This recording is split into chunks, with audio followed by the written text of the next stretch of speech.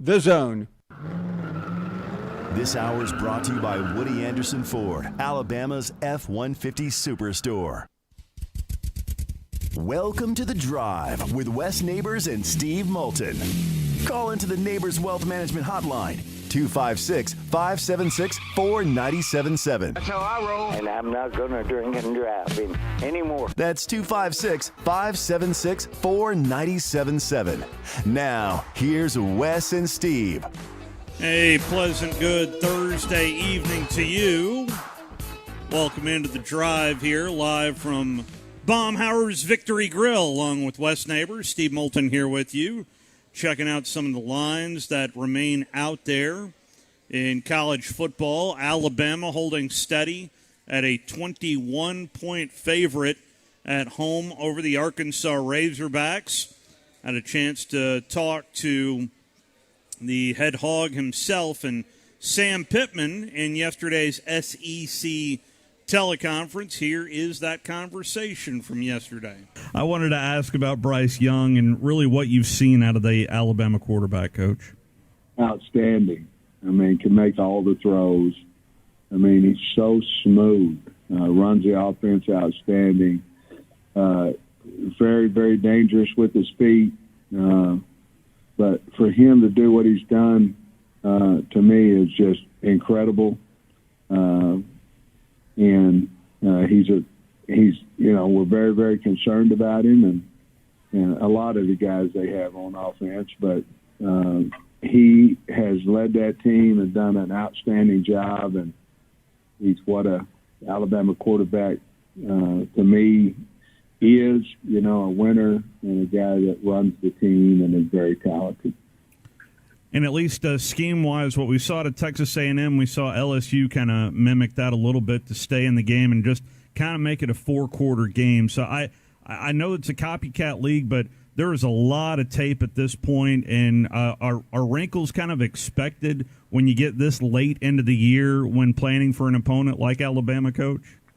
I think so. I believe that Alabama does Alabama. So that's great success doing that over years. And for us, we've certainly seen things that we like from opponents and things that we've tried to implement into our game plan.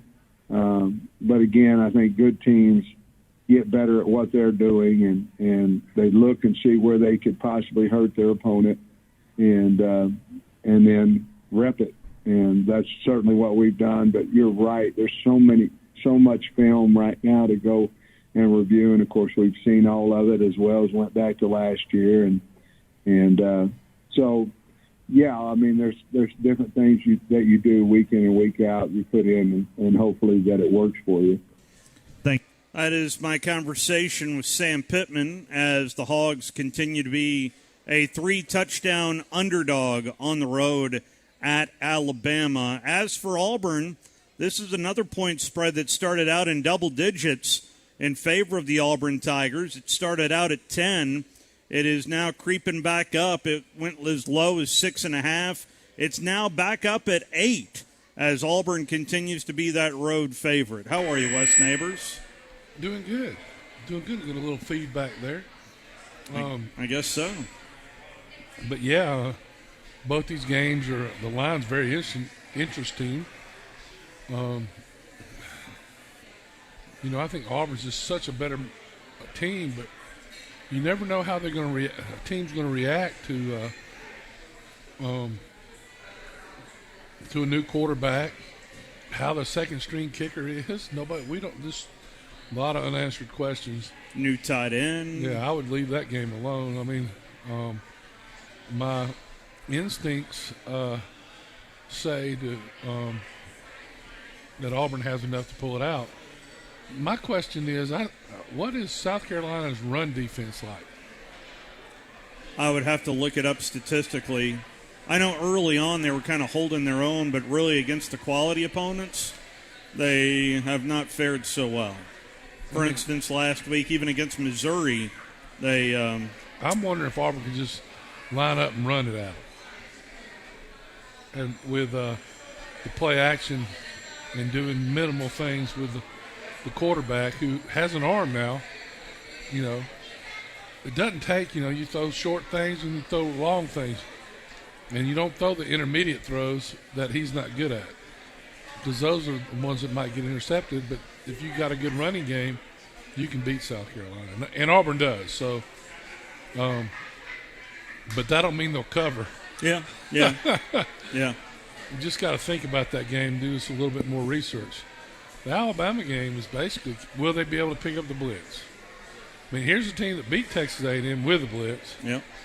And but Alabama's already destroyed one of the teams that beat Texas A&M, destroyed them. Yeah, Mississippi State. And I think that was their best game of the year. The thing about this team is to keep them where they're focused and on attention. In other words, and that's the way to do it. Hey, this team is a team that beat Texas A&M. But according to Tuesday's practice, the big man wasn't very happy. Was it yesterday's practice, Wednesday's practice? He wasn't very happy about their practice, and that was fairly obvious. I can't believe they had to ask after that. Yeah. So, and this is I was reading an article, how young this football team is. This is a young football team Alabama has. Yeah. They have 6 seniors? Yeah, that's it. Yeah, he talked about the lack of seniors on Senior Day coming up on Saturday in Tuscaloosa. But, I mean, I think this kind of is the nature of recruiting at a high level and not a whole lot of senior leadership on this. They've had a lot of guys transfer, too. Yeah, that too. Yeah. So it's just interesting. I'd like to mention the people that transferred. I want to know all the people that transferred. Well, we do know about Jerome Ford, the highly touted tailback at Cincinnati. They could surely use him. I was about to say he could probably. I never understood why he thought the cupboard was fairly full and. I got why. It doesn't make sense to me. I mean, you don't. Hindsight's always 20/20. Yeah. But I'm sure he might love where he is now. He's at Cincinnati. They're winning, undefeated. Yeah. By the way, I do have a kiss of death for Cincinnati. That'll come up later on in the program as we're live here at Baumhauer's Victory Grill. Yeah, you'll enjoy that coming up later on. And then tonight, as soon as we're done with the Nick Saban show and Hey Coach, we'll join In Progress. Hopefully it won't be 28-3 by this point. The Falcons will be taking on the New England Patriots tonight. Oh, wow. And a lot of love for Mac Jones entering into play tonight. And they made excuses for how good he was doing earlier. Entering into Week 11, Mac Jones leads all rookies with 2,333 passing yards, 13 touchdowns, and a passer rating of 94.1. Well, I will tell you this.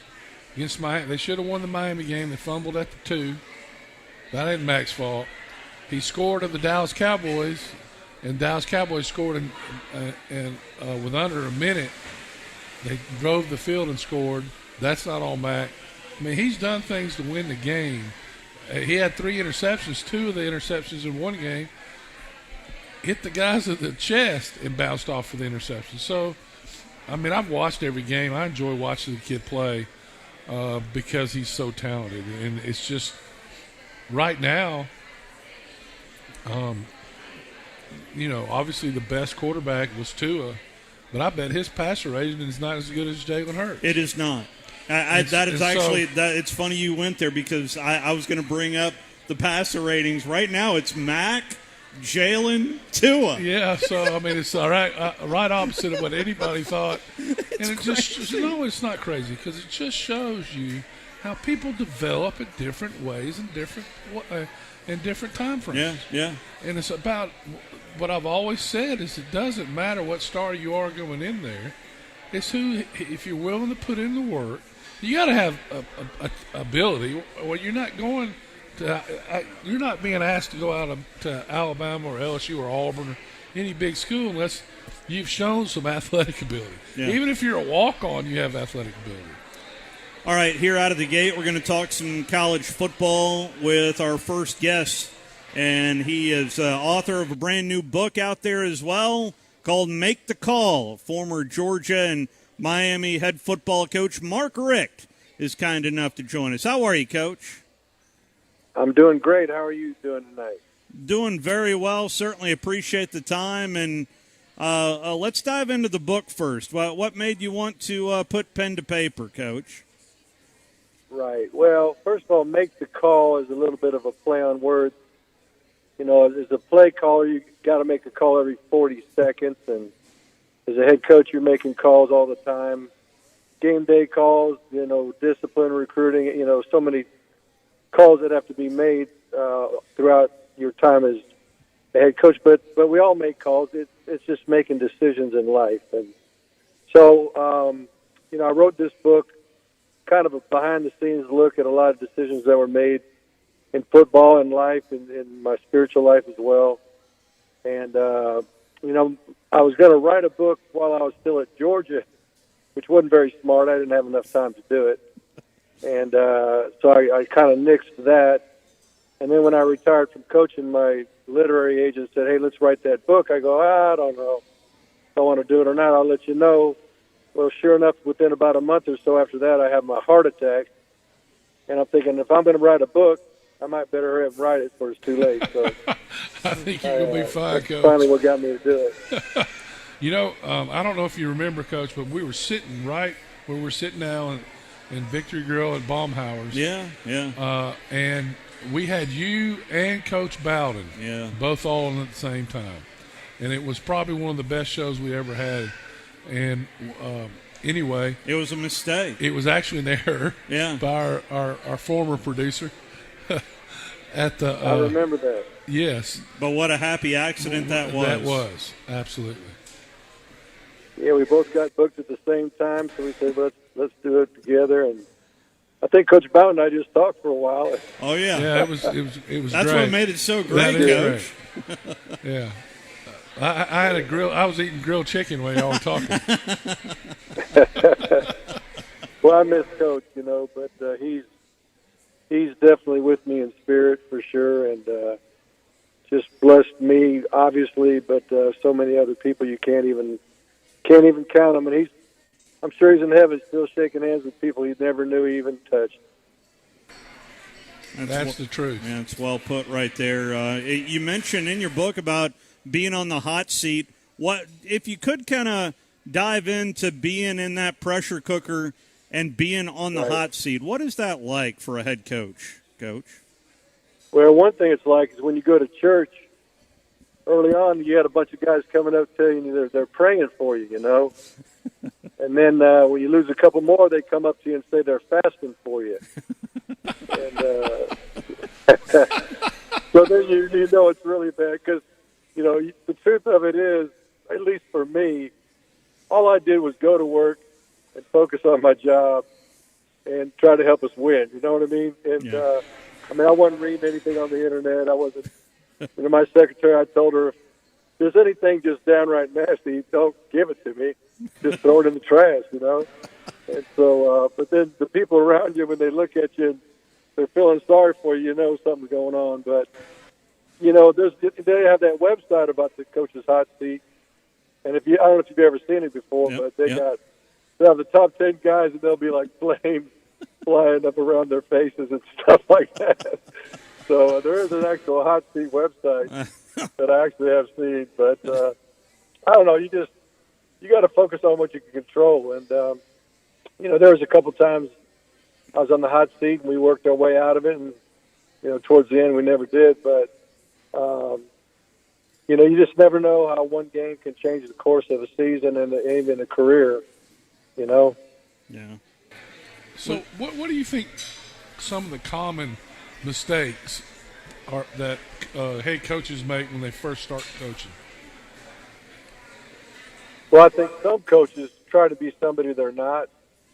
It's okay to emulate someone a little bit or admire somebody's work and all, but I think you've got to be who you are. You can't fool the players, number one, and you can't fool the media. You can't fool people in general. And it takes a lot of energy to be something you're not. So you may admire somebody's style, but if that's not your style, you can't be that person. You can't do it that way. It's too exhausting. So I think you got to be genuine. I think you got to be honest. I think you got to, when you say something, especially to the players, that you follow through with what you're going to say, just like parenting, and you say if one day what they do is okay and the next day the same thing is not okay, they get confused and frustrated and they start to lose faith in your leadership. So I think you just got to be consistent with the way you do things, and if you say you're about something, then be about it. So, Coach, what is maybe the best rule they've put in the last 5 years, and in your opinion, the worst rule? Oh boy, that's a good question. I know a rule I wish they would change, and that's the pass interference rule in college football. I think it should be a spot foul. And I know I coach offensive football, and most people say, well, he likes to throw the bomb. But I think what happens is when a ball is getting thrown deep, or a DB is getting beat deep, there's no reason why you shouldn't just grab him and yank him to the ground, which to a certain degree is kind of dangerous. And it's just, I think the penalty should be more than 15 if the ball's thrown 45 yards down the field and the guy just tackles him, which happens a lot. I mean, if there was a rule I would change, that'd be the first one I'd change. As far as things like the one-time transfer rule and the NIL, I think those things were inevitable.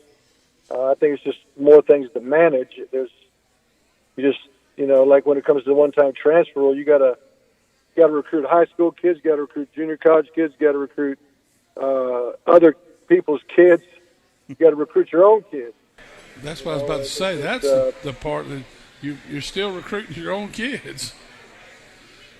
And and the only thing I really worry about, I think there's times when a guy needs to go. I understand that. But, if the bottom line is when things get tough, you quit, that's not real healthy for people. And usually what happens is when you're going through adversity, if you don't learn anything from it, you just relieve the pressure by leaving, then you got to take the course again.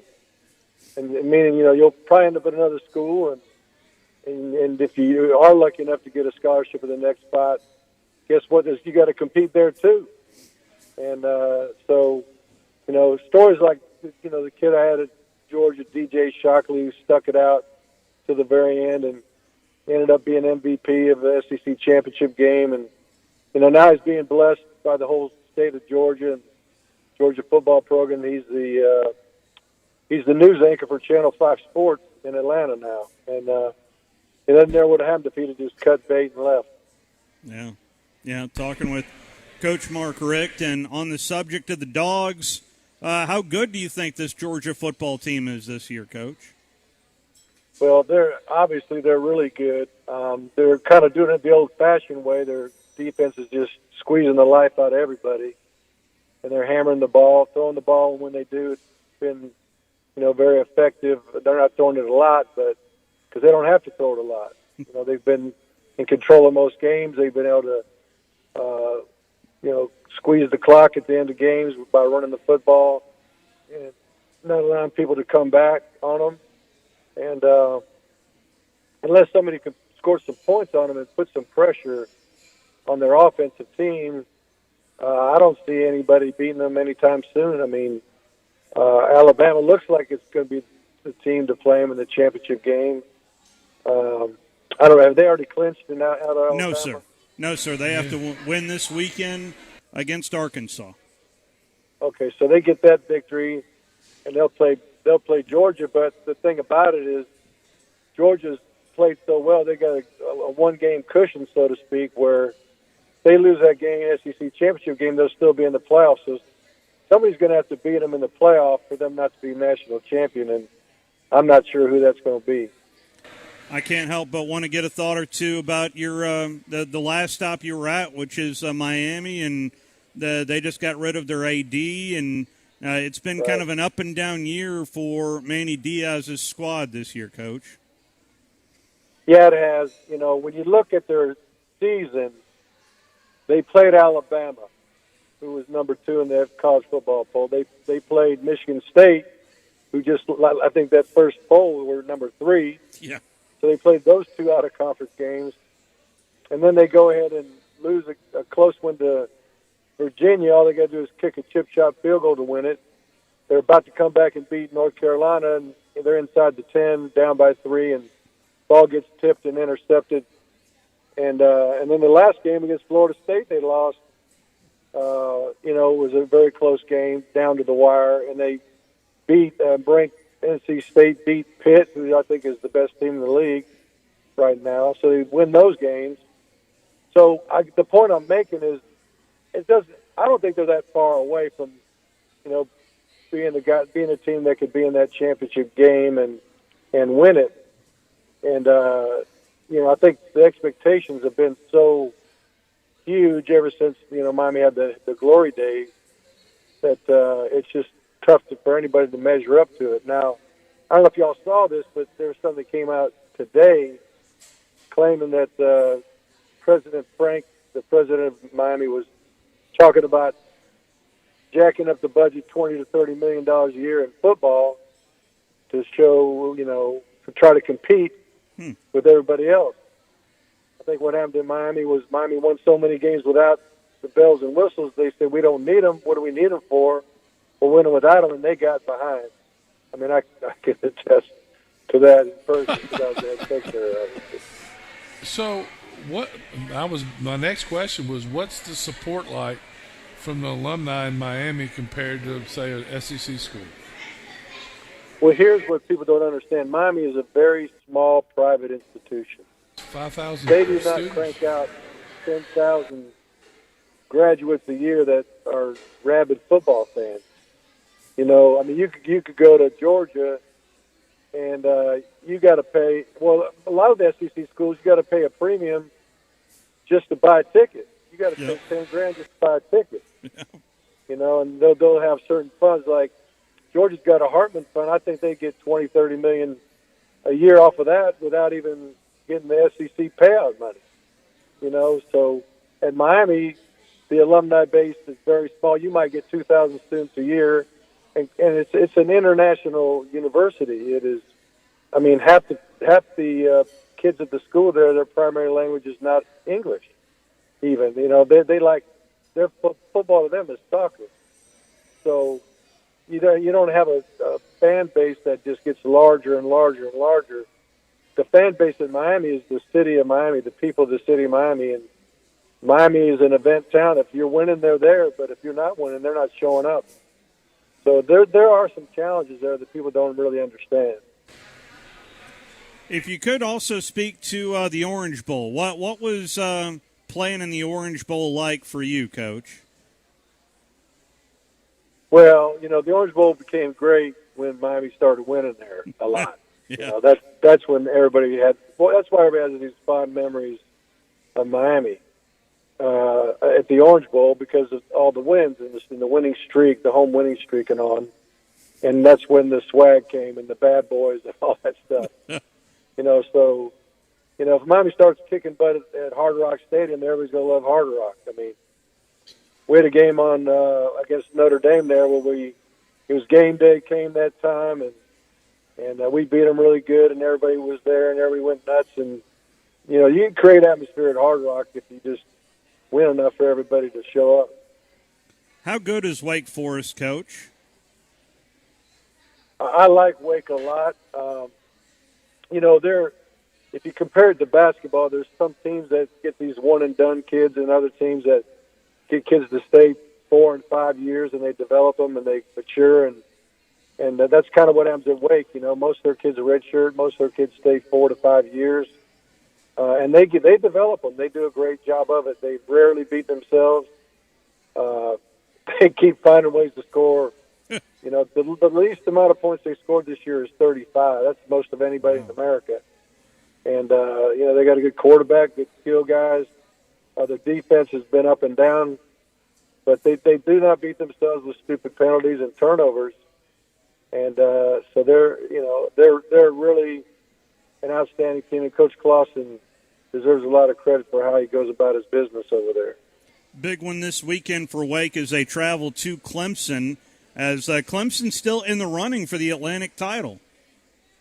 Yeah, they are. They need to win and have a little help. If Wake wins, it's over. They're in. If Pitt wins on the other side against Virginia, they're in. And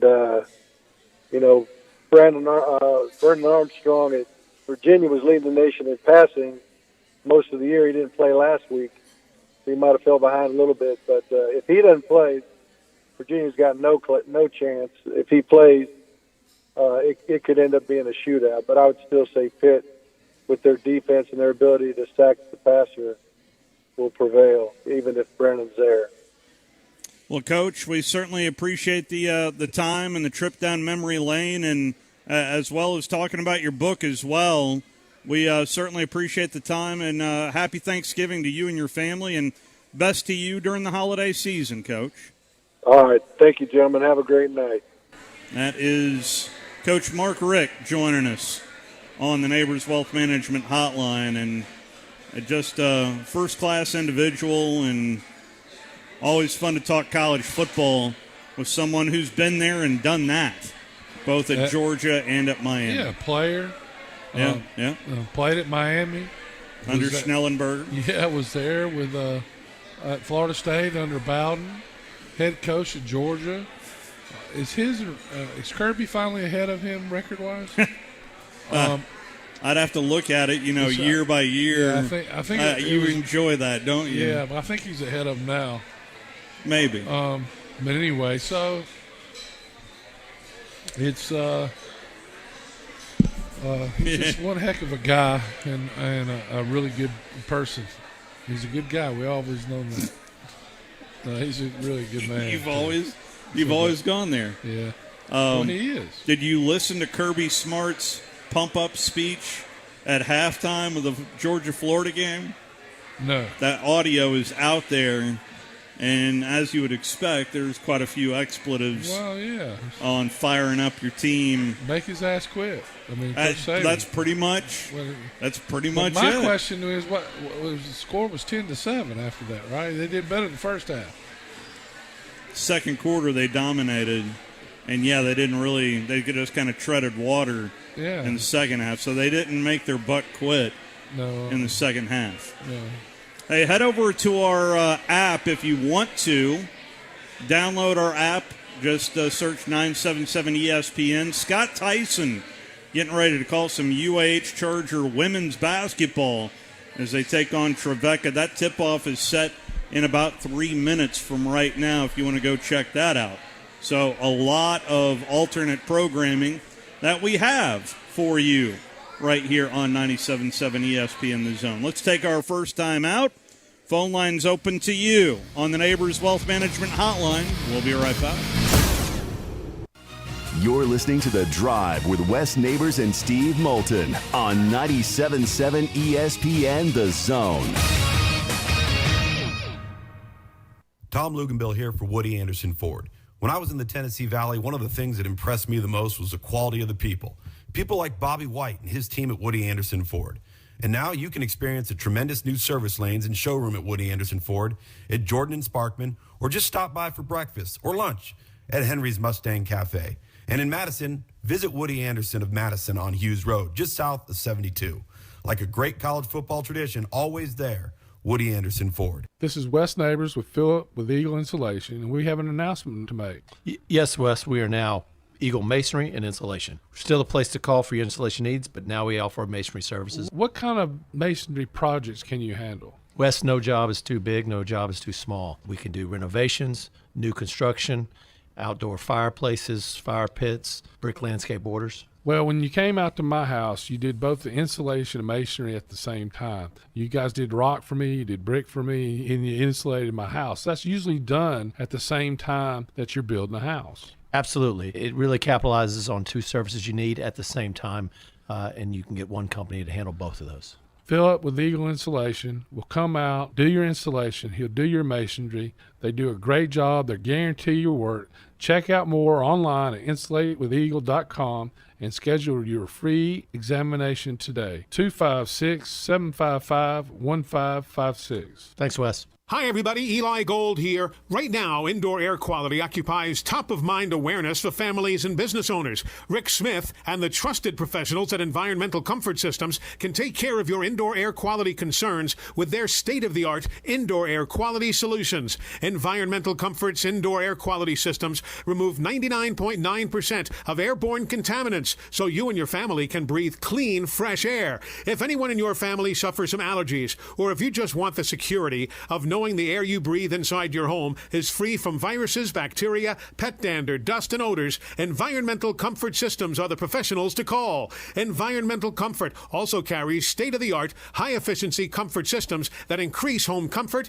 keep humidity in check, and help you save money on your energy bills. Give my friend Rick a call or visit them online at envcomfort.com and breathe cleaner air today. Environmental Comfort Systems, Alabama license number 92314. The kitchen is the heart of any home. It's where the family gathers. It's where kids discover old recipes and make them their own. Just starting out or just now getting started on the dream kitchen you've always wanted?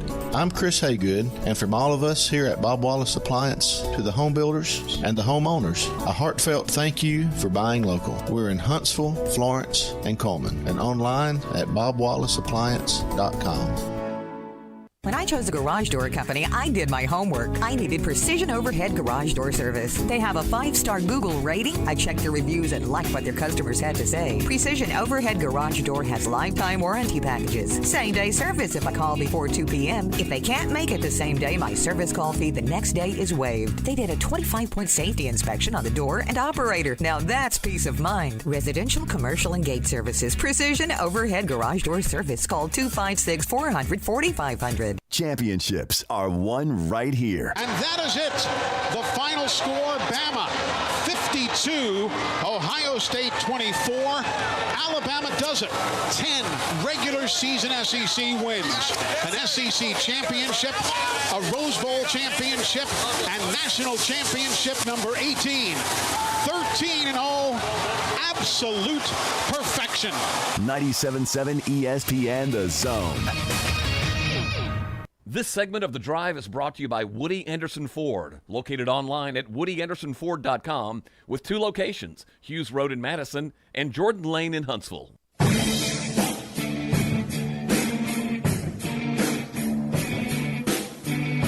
Back here at Baumhauer's Victory Grill, along with Wes Neighbors, Steve Moulton back here with you.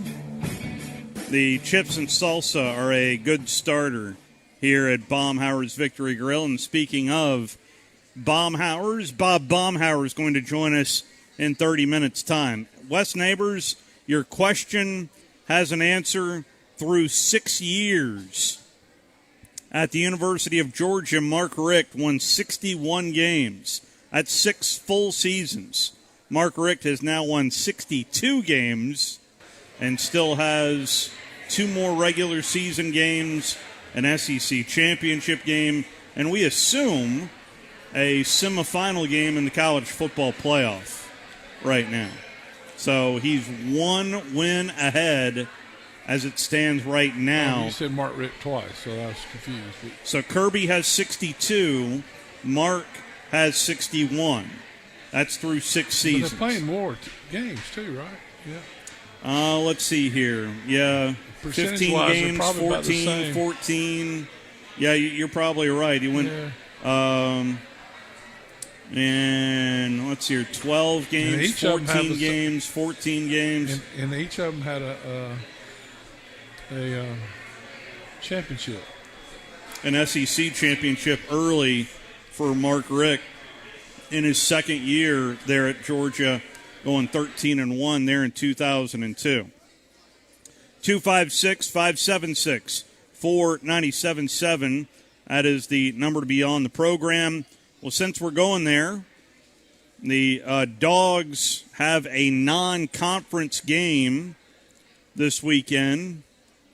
And here is my conversation with Kirby Smart, since we're doing Georgia Bulldog Radio today, I guess. I was hoping you could speak on your offensive line's development and really just how you think they're blocking. Are they stepping off with the right foot? Just from pass blocking to rush blocking. How do you evaluate your O-line, Coach? Well, I think it's a production business. I mean, so that's one of the first things you evaluate is production. But production is sometimes tied to, competition level. Who are you playing against? What are their strengths? Are they a pass rush team? Are they a run stop team? And what are we trying to do? But our guys have played really hard. We've gotten, I guess, a little bit of continuity up until last week, and then the flu bug hit Warren Erickson, and Jamari's been a little banged up. So I don't know that anybody in the country. I mean, every team we play, when we go through their starting lineup, they have multiple offensive line starting lineups because it's an injury-prone position. You're in the midst of a lot of ankles, knees, contact is on every play. So very few people survive the SEC gauntlet without losing an O-lineman for one or two games. But they've played really hard. I've been very pleased with how they've played. I think that we have to get better to get where we want to go because, I mean, the level of competition is going to do nothing but go up from here. So we got to play better. That's what we're working on every week, to be a little better at pass pro, a little better at run blocking so that we can be explosive. How much does it help to be as deep as you are on the defense for that competition in practice to improve, Coach?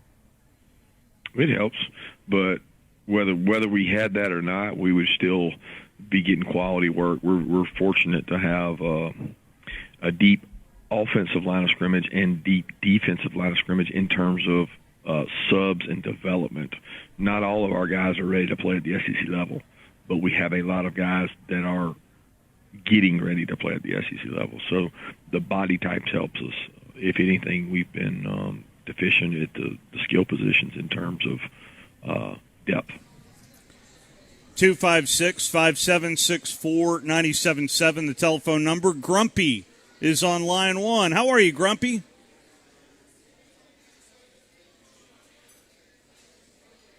I don't hear Grumpy. Oh, I'm here now. I'm sorry. There you are. I apologize. There you are. One thing that's always, the coach just said that he didn't like he thought it should be a spot foul with the defensive pass interference. Mm-hmm. And, I played on both sides of the ball, and I just loved it. I enjoyed football better when I was playing defense and offense. Just kind of loved it. But it always bothered me. You assume the catch.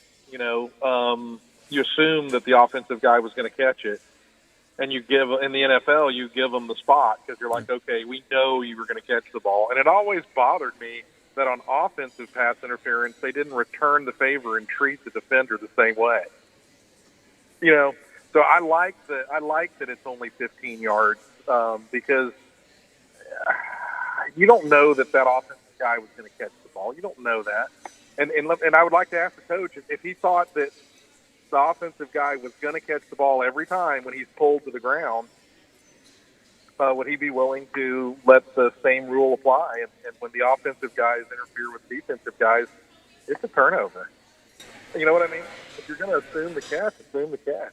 I know that's a weak argument, but it always bothered me. Well, I like the rule like it is. And, me too. Because it is different than pro football. And, I mean, I'd be maybe for that if the quarterback just didn't have to go out of the tackle box and throw it across the line of the scrimmage when he's about to get killed. Yeah. And that would, to me, that should be at least minus 5 yards. Right? Yeah. There has to be some – that's why people didn't used to throw the ball as much. Is because there's, a lot of things negative can happen. That's changed the game more than anything, if you think about it. Yeah. I mean, you're trapped 15 yards downfield and you just throw it out of bounds. I mean, there's nobody there as long as you're outside the tackle box. Yeah, that's right. Yeah. Which the tackle box is exactly 4 feet. It's not very – depending on the official. No, it's depending on your splits, really, and officials. Yeah. So I didn't know. I didn't know that Auburn's kicker was out too. Carlson's out for the year. Is that he got hurt on the onside kick. Torn ACL. Man, I was hoping. I'm an Auburn guy. You guys might know that, and I was hoping that we could play the Iron Bowl and stay within 14 points of Alabama and get into the fourth quarter. But without Bo Nix and without our kicker, my goodness, man. I don't. And I may mow the grass in November instead of watching the game. But y'all have a good one now. Come on now, Grumpy. Come on now. Let's overcome this adversity. There. 256-576-4977. The telephone number. Been playing some conversations that I've had with SEC coaches. Ed Ogeron. LSU takes on in-state school Louisiana Monroe, coached by Terry Bowden this weekend. And I had an opportunity to talk to the LSU head football coach, and here is that conversation. Now that you're down to your final two games, have you had a chance to reflect maybe a little bit on your time there and maybe what you might miss the most moving forward, not being the LSU coach? It's getting close. But you know what? I said I'm going to enjoy every day. Obviously, the day I got the job, be able to coach at LSU. There's so many memorable games, so many memorable players, the crowd, the fans, winning the championship, all that. But I really, for me, on a daily basis, just be able to come to work and coach for the Tigers. And if you could speak on Coach Bowden over there, of how well do you know Terry Bowden, and just if you could talk about meeting up with that La Monroe team. Well, I know his daddy well. Because Miami, Florida State, I was in those wars. And obviously I had a lot of respect for Coach Bobby Bowden. And Coach Terry Bowden came down to our camp. And what a great man. I knew him through Pete Jenkins when he was at Arkansas. I don't know him very well, but seems like an outstanding man, and I have a lot of respect for him. That is Ed Ogeron, as LSU a heavy, heavy favorite over La Monroe this weekend, which has been kind of an up-and-down year for Terry Bowden's Warhawk team, as they did go on the road and beat a Liberty team earlier in the year, but they've been kind of up and down. Played well the first half, I think, or first quarter against Kentucky in the first game. Yeah, that's right. Had an interception. I think they do pretty good at the beginning of the games, and then the depth and the teams adjust, and they just can't hang. All right. We haven't done this in a while. I'm going to do it on the other side. Cincinnati, you're on notice. Who put you on notice? Colin Cowherd. I'll explain after this final timeout, as we're live here at Baumhauer's Victory Grill. Bob Baumhauer going to join us at 6. You're listening to The Drive with Wes Neighbors and Steve Moulton on 97.7 ESPN The Zone. Chad, cue the cheesy Italian music. So you're in charge of the dinner spot, and the family is a hard group to please. Dad wants award-winning 21-day age certified Angus beef. Mom craves authentic Italian food like great-grandma. Sissy pretty much won't eat anything but fresh seafood. And old life of the party, Uncle Walter, likes to enjoy a cigar after dinner with some live local entertainment and some killer cocktails. So you think you're in a pickle? Well, you're not. Relax. I'm Tom Chapman, chef at Nick's Ristorante at 10300 Bailey Cove Road, just south of Weatherly. We have all that and more. Our friendly and helpful staff is eager to help you Tuesday through Saturday, starting at 5. So, corral that crazy crew of yours and give us a call at 256-489-8280 or tell them to check us out at nicksristorante.com. I promise you, the gang will all think you're a culinary cruise director of awesomeness if you take them all to Nick's. See you soon. Ciao. Okay, Chad, kill that music. Nick's is for patrons 19 or older. Have you ever found exactly the right new car or truck with the exact features that you want and nothing else? Well, at Woody Anderson Ford, we can promise you just that. Hey, Bobby White back again, and you can now factory order your new Ford today, and you'll get your new car or truck exactly the way you want it. And there's no extra cost to custom order. Plus, you get $1,000 off MSRP on top of any additional factory rebates. This applies to 2021 F-150, Explorer, Ranger, and Expedition. It's a win-win with a custom order at Woody Anderson Ford. You get the colors, the features, and the options that fit your life. Plus, you get notified when it's built, shipped, and ready to deliver. Listen, buying a new car or truck is likely the second largest investment you'll ever make. So why settle? Get exactly what you want with a custom factory order today. And get $1,000 off MSRP. See how at WoodyAndersonFord.com or at the corner of Jordan Lane and Sparkman Drive. Hope to see you soon. Mark and Henry McDaniel, attorneys at law, are proud alumni of Madison Academy, and Madison Academy is proud of them. They have served our community through their practice, through volunteerism and service on national, state, and local boards. They explain the complexity of critical court rulings on local media.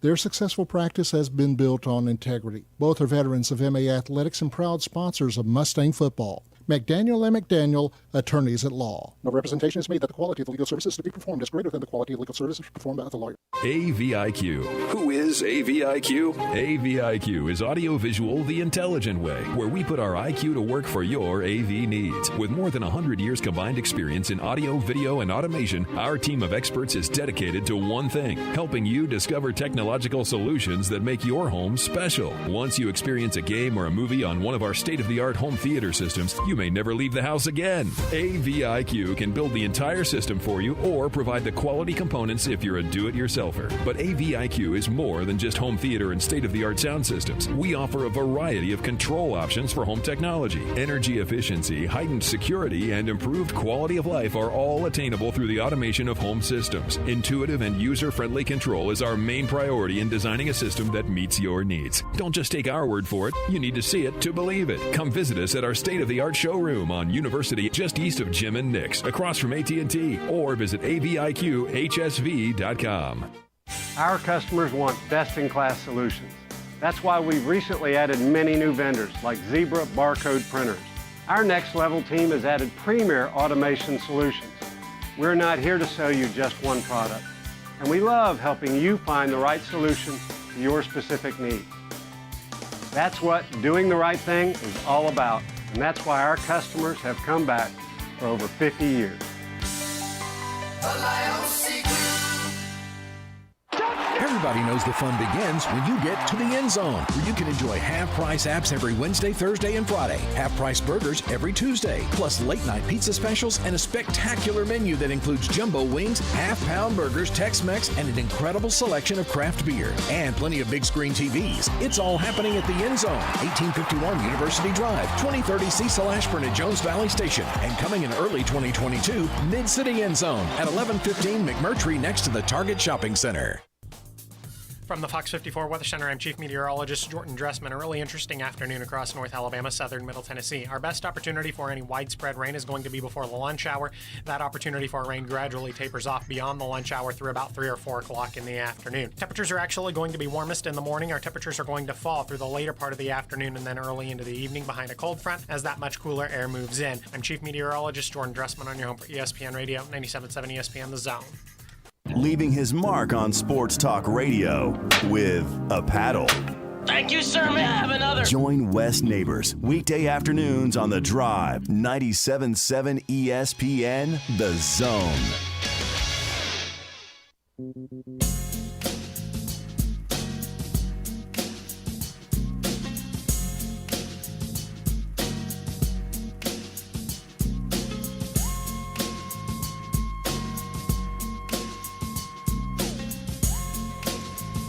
Back here at Baumhauer's Victory Grill, along with Wes Neighbors. Steve Moulton back here with you. 256-576-4977, the telephone number if you'd like to participate. We saw no change in the latest college football playoff poll, as Alabama still number 2, right behind number 1, Georgia. First team outside looking in, though, are those Bearcats from Cincinnati. It's a problem for Cincinnati, though. Colin Cowherd had this to say on his program yesterday with Joel Klatt. Fortunately. But This is a little different year. Okay. That we have one great team, Georgia. Yes. And then we got about 7, 8. I'm like, depends on the Saturday. Yeah. I like Michigan. I think Oklahoma State's underrated, but I like.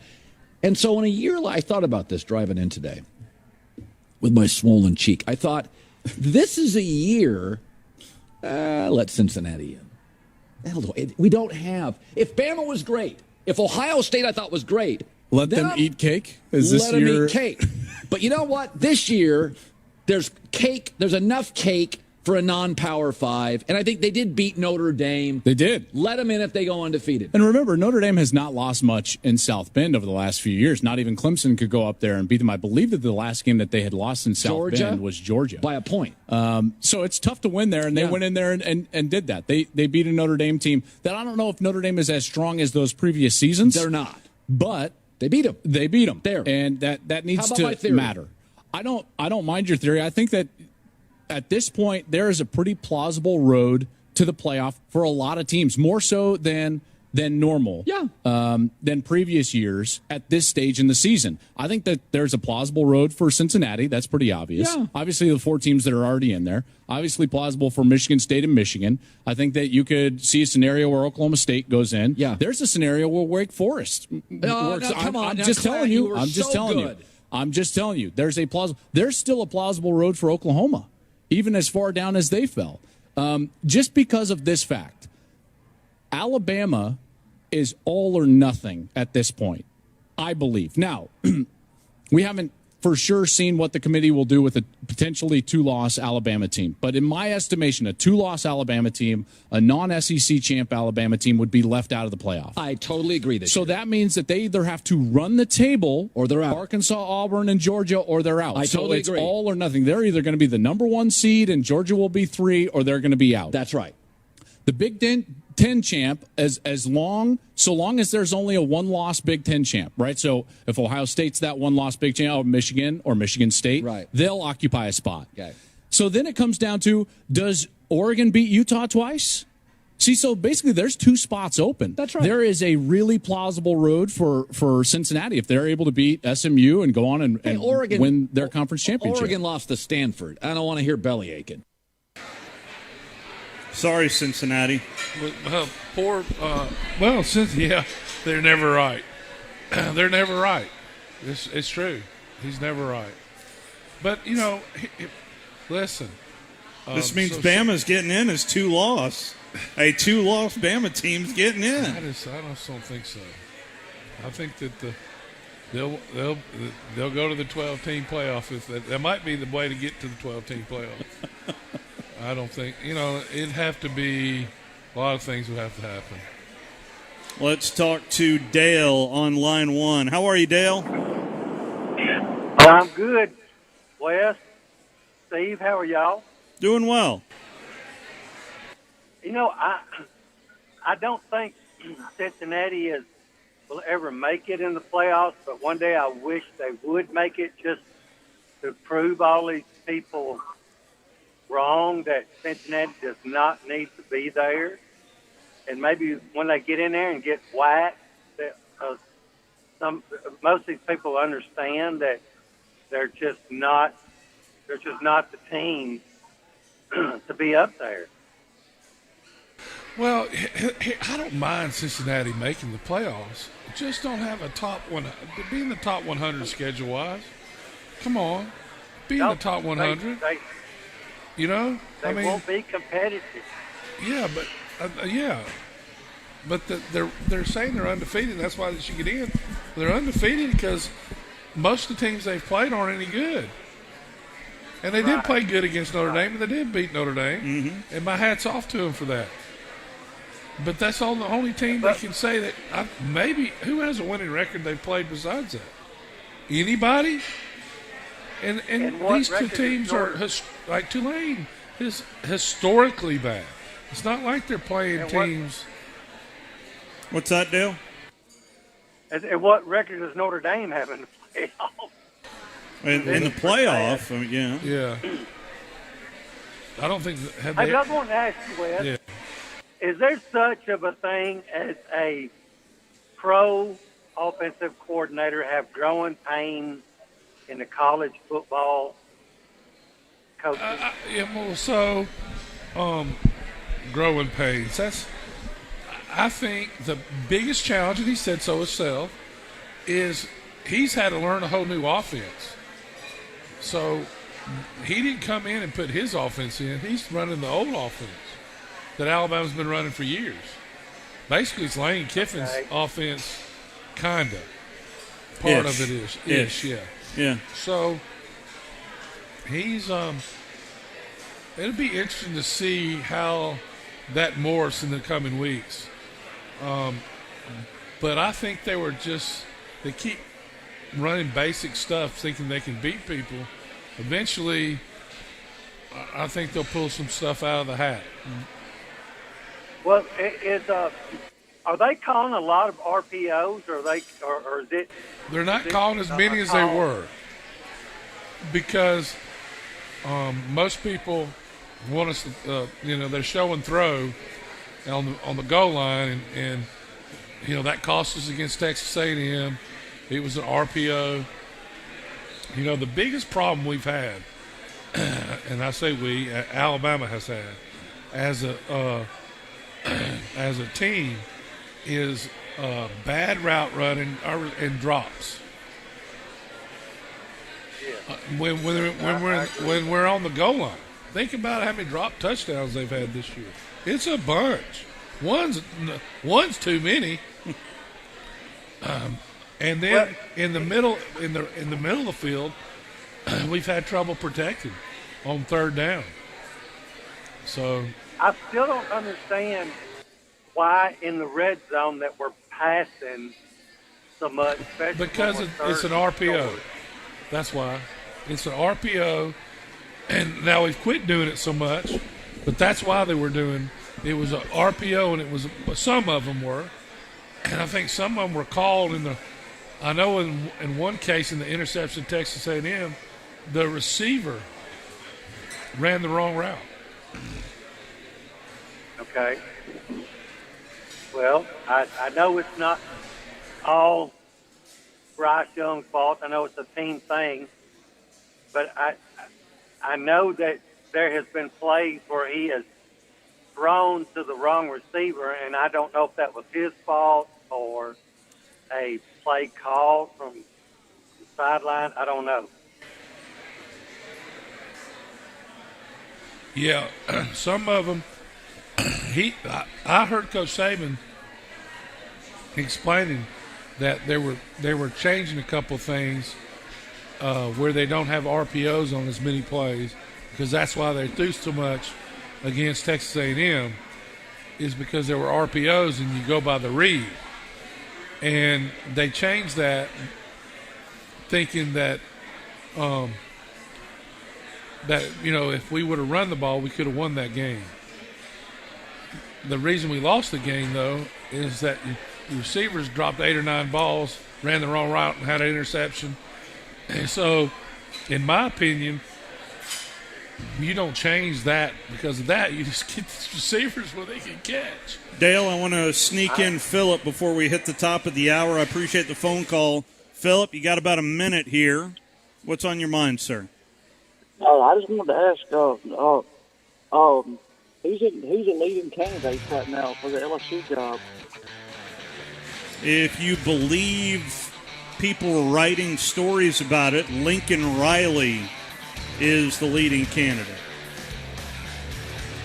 I just wonder if they're going to be able to pay him enough money to get see him come down to LSU. I wonder. Well, Oklahoma or whatever LSU probably used to offer him. Again, if you want to believe it, the stories are out there about Lincoln Riley at LSU. I don't know if I buy it, but we'll see. You asked the question, Philip, and all I can do is tell you what I've been reading. I did reach out to a couple of LSU beat writers, and they are of the belief that Lincoln Riley is right now the leader in the clubhouse heading to Baton Rouge. I don't know. Ann Adams with Berkshire Hathaway Rise Real Estate is the one name to know if you're buying or selling real estate. With years of local experience, Ann Adams offers buyers in-depth knowledge of the local housing market and will narrow available properties down to those you'll be interested in so you can save time when shopping for your new home. If you're ready to sell, Ann offers a seamless process using accurate pricing and expert negotiation skills to make sure you get a fair price for your home. Call Ann Adams today at 256-337-2625 or log on bhhsriserealestate.com. Hey there, Bob Baumhauer here. Baumhauer's Victory Grill is your big game headquarters all fall long. And with our new fall features, every day is game day at Baumhauer's Victory Grill. Try our pregame starters, including our homemade onion strings, always fresh hot lips, and our all-new Buffalo Dippin' Chicken appetizer. Our main events include incredible chicken, fish, and shrimp selections, always featuring local Alabama Gulf seafood. And don't forget our Sunday Blitz, 11 to 6. Baumhauer's Victory Grill. Legendary fun, legendary food. WCZN, Union Grove, Huntsville, Alabama. 97.7 ESPN, The Zone. This is SportsCenter. Ohtani grew up idolizing Ichiro Suzuki. Now he joins Ichiro as the only Japanese-born players ever to win a baseball Most Valuable Player award. It was happening moments ago. From the American League, the Baseball Writers Association of America make it a complete sweep. Unanimous. Shohei Ohtani of the Angels, 30 first-place votes. He is your American League MVP for 2021. Bryce Harper of the Phillies named this year's Most Valuable Player in the National League by the Baseball Writers Association of America. Second time that Harper has ever won the award in his career. 8th Philly ever to do it. On the American League side, Ohtani going 30-0 in the first place votes. Harper getting 17 out of 30. It was a really close vote between Fernando Tatis and Juan Soto. Not so on the American League side. In fact, Vladimir Guerrero Jr. got all 29 second place votes. Runaway finish in the second slot. Meanwhile, Thursday Night Football tonight. The New England Patriots and the Atlanta Falcons. Kick comes your way 90 minutes from now. Week number 11 opens up. Atlanta will be without Cordarrelle Patterson, out for this game because of a ankle injury. He is not going to go. Atlanta with a record of 4-6. New England comes in, meanwhile, with a record of 6-4. They've won 4 consecutive games, and many now have them talking about going to a Super Bowl run. In fact, ESPN's Football Power Index has New England as the third most likely favorite to get to the Super Bowl out of the AFC. What? Yep, at 10%, following the Titans and the Bills. Coming up Friday, a big weekend in college football, and we'll tell you who's on upset alert and who wins the elimination game in the Big Ten. That's Friday morning. Keyshawn, J. Will and Max on ESPN Radio.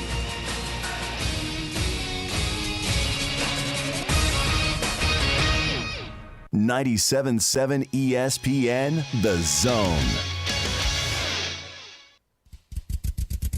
Welcome to The Drive with Wes Neighbors and Steve Moulton. Call into the Neighbors Wealth Management Hotline, 256-576-4977. That's how I roll. And I'm not going to drink and drive anymore. That's 256-576-4977. Now, here's Wes and Steve. Back here at Baumhauer's Victory Grill. Scoreboard update for you over at Spraggins. Trevecca leads it over UIH 28-27. That is in the second quarter. Scott Tyson is on the call right now over on Zone 2. That you can check that out on our app. Let's head out to the Neighbors Wealth Management Hotline. He is the Fred Hot let me try Fred Hot. The head fry chef himself. Bob Baumhauer is joining us. How are you, Bob? I'm good, but it's head fry cook. Head fry cook. I knew I messed that up. Keep at it. You might get there. Okay, I am. I'm trying to figure it out. especially the last couple of years, you know. Well, Bob, it's hopping in Huntsville, I'll tell you that, as folks are coming on in and enjoying some good grub. And I tell you, I've kind of grown fond of the chips and salsa as an appetizer. Well, I'm glad. That, you know what?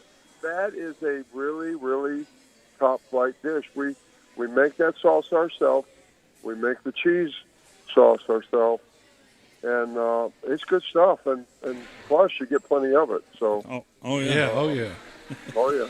Oh yeah. That's fresh made salsa, and that's homemade cheese. That we call that our Blanco cheese.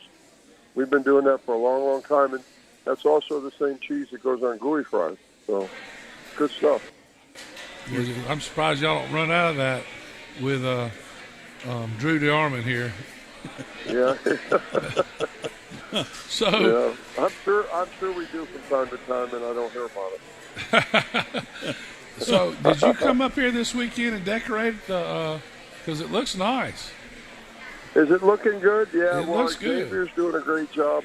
Every year, y'all, we do, a contest in all the restaurants for who does the best job with their Christmas decor, and I will tell you, last year that we did a good job up there, and Xavier is doing a great job. So I'm sure him and his team have got it looking good. Yeah, it looks really good. Yeah, it really does. Yeah, well done. Yeah. To X and the crew I here. love this time of year. So how much Blanco did you have to eat before you came up with the perfect Blanco recipe? Well, I will tell you, that is an interesting story. Actually, we're working on a couple. We're getting ready to kick off our 40th anniversary. So we're working on a couple new dishes for the 40th anniversary. But that cheese, that started off as a queso.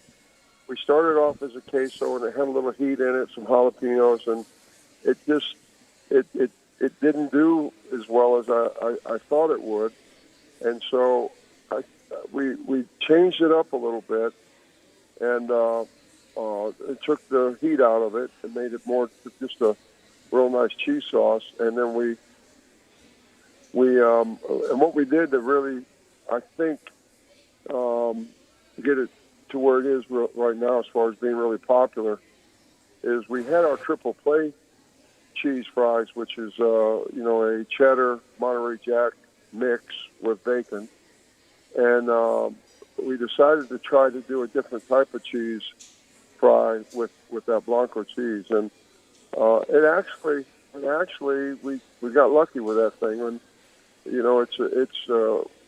it's a combination of a white cheese that we buy from a local vendor here in Alabama, and we use some milk in there, we use some seasoning in there, but it didn't take long. We got it right pretty much right off the bat, and it's been a popular item for a long time, especially on the cheese fries. Mostly, they're called, Wes, it's the Spencer's Gooey Fries.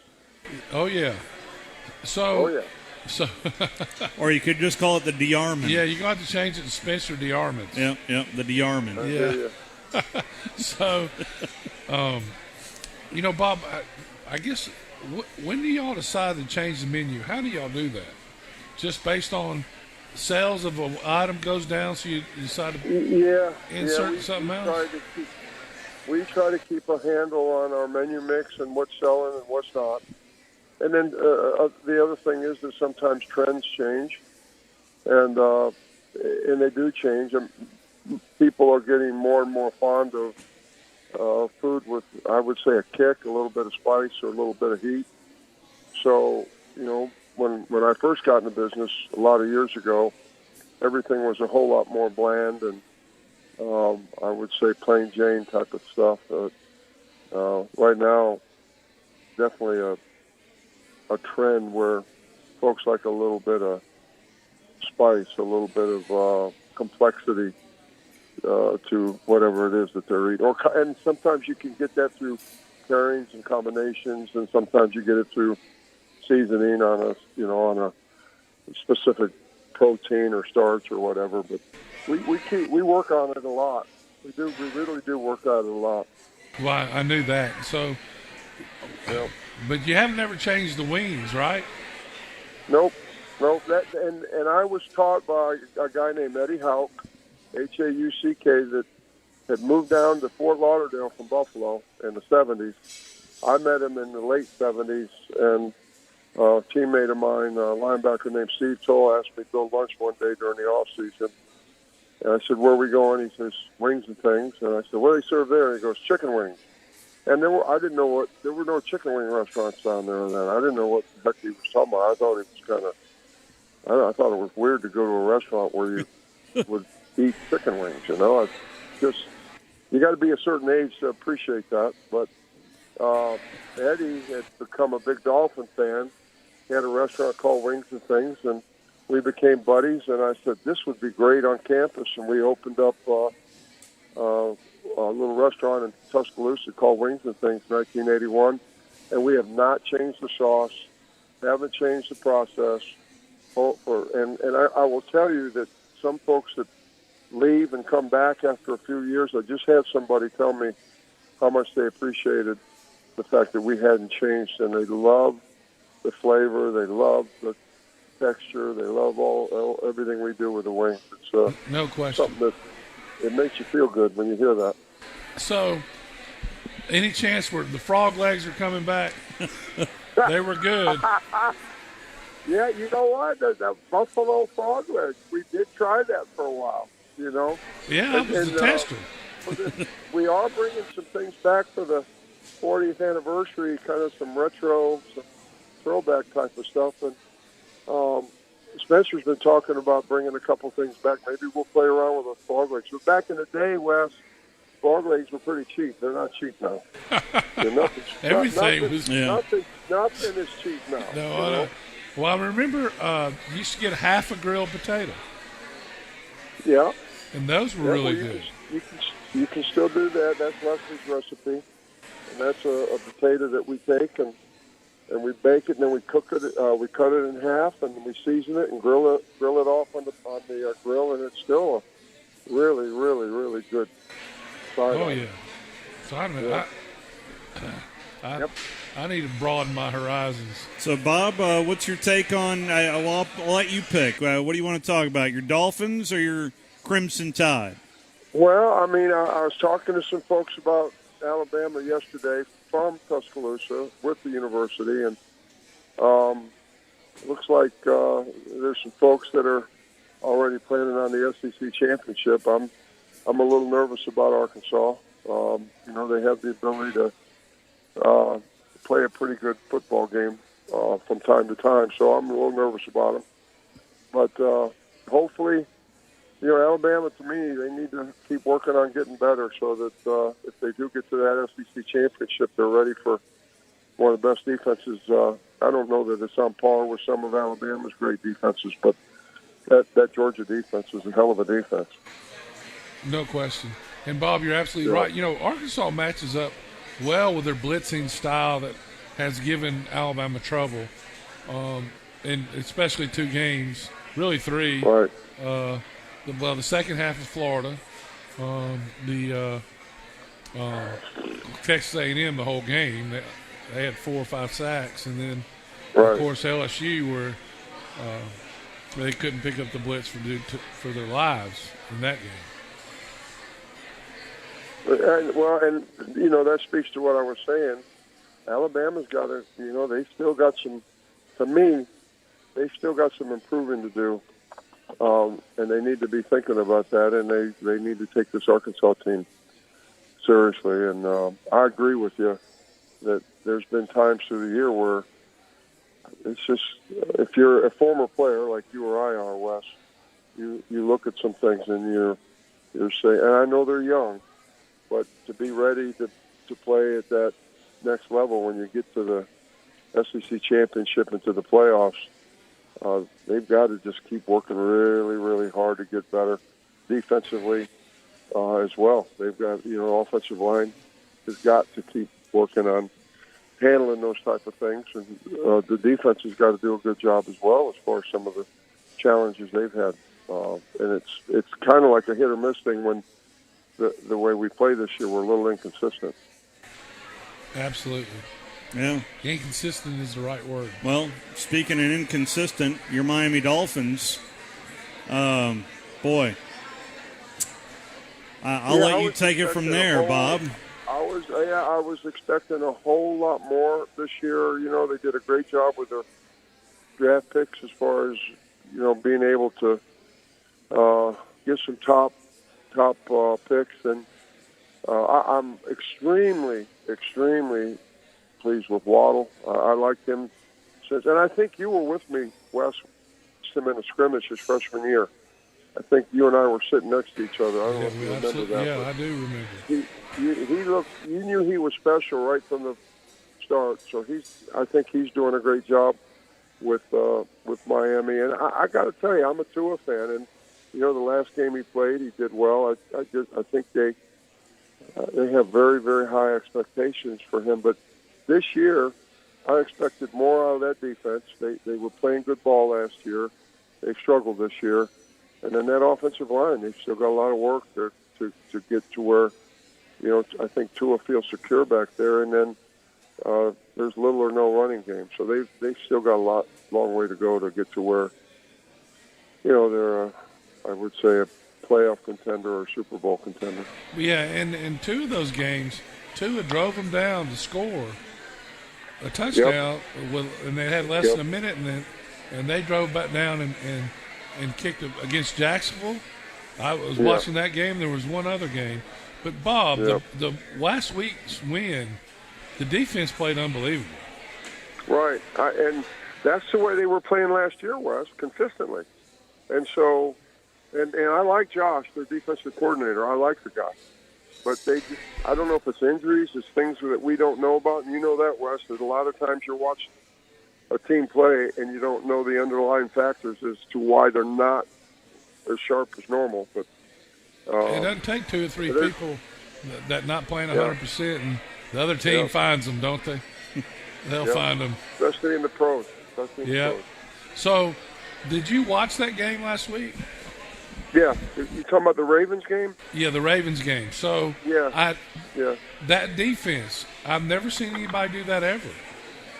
They took out all the defensive tackles and just played defensive ends and linebackers. They lined up a guy 7 yards off the ball in front of each wide receiver, no safeties, and just blitzed every time. Right. And it worked. Right. And that might be because, I don't know if that's because of Jackson. I don't know why they would take that approach like that, but I haven't seen them do that this year. Have you? I haven't seen anybody do it ever. Period. Yeah. Right. I mean, it was, and it worked. I mean, and I think it was because of Jackson and the things he did and where they threw it, how they threw it. But really the only way they scored at the end is Miami had two roughing the passer. One by rule was the other one was a joke. Shouldn't have been called. Big plays on both times. 3rd and long on both of them. Right. But I thought it was brilliant. Last year Miami got a slow start. And then they, I can't remember how many they won in a row, and were really playing well. And now they're talking about that too. The outside chance of this or that, because they have played better in the last few weeks. So, well, Bob, I am a big Flores fan. I like Brian. I like that coach, and I just hope that he can put it together, because he's a sharp guy. He's the kind of guy that you want your son playing for. Always appreciate the time you give us, sir, and always love coming here to Baumhauer's each and every Thursday. Thanks so much for hopping on with us, Bob. Hey, thanks for asking me to be on. Do that more often, man. Absolutely. Yeah, come on, Steve. I'll be more of a pest to you, Bob. How about that? Let's take our one and only time out as we get ready for Hey Coach from Baumhauer's in Tuscaloosa, from here in Baumhauer's in Huntsville.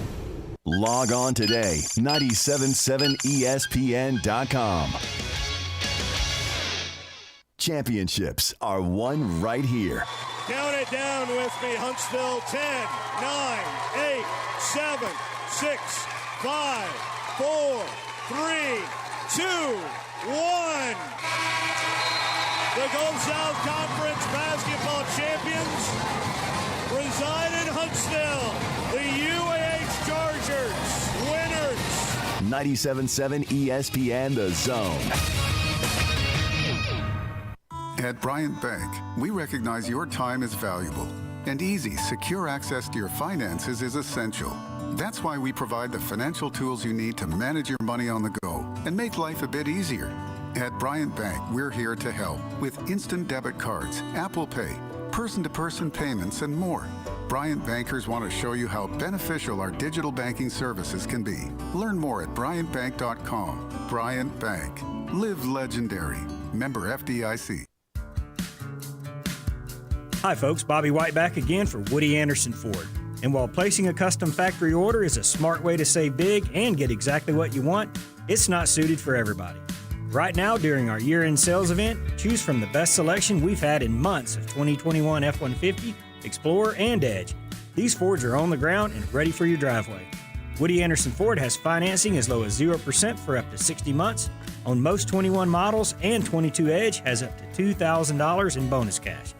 If you're like me, you've seen more and more Bronco Sports running the roads in Huntsville and Madison. Come take one for a test drive and you'll see why folks rave about it. It's Woody Anderson Ford's year-end sales event with 0% financing for 60 months or up to $2,000 in bonus cash, and it all ends November 30th. Come in to Woody Anderson Ford. We're America's best-selling brand. Woody Anderson Ford, corner of Jordan Lane and Sparkman Drive. Hope to see you soon. Hi, everybody. Eli Gold here. Right now, indoor air quality occupies top-of-mind awareness for families and business owners. Rick Smith and the trusted professionals at Environmental Comfort Systems can take care of your indoor air quality concerns with their state-of-the-art indoor air quality solutions. Environmental Comfort's indoor air quality systems remove 99.9% of airborne contaminants so you and your family can breathe clean, fresh air. If anyone in your family suffers from allergies, or if you just want the security of knowing the air you breathe inside your home is free from viruses, bacteria, pet dander, dust, and odors, Environmental Comfort Systems are the professionals to call. Environmental Comfort also carries state-of-the-art, high-efficiency comfort systems that increase home comfort, keep humidity in check, and help you save money on your energy bills. Give my friend Rick a call or visit them online at envcomfort.com and breathe cleaner air today.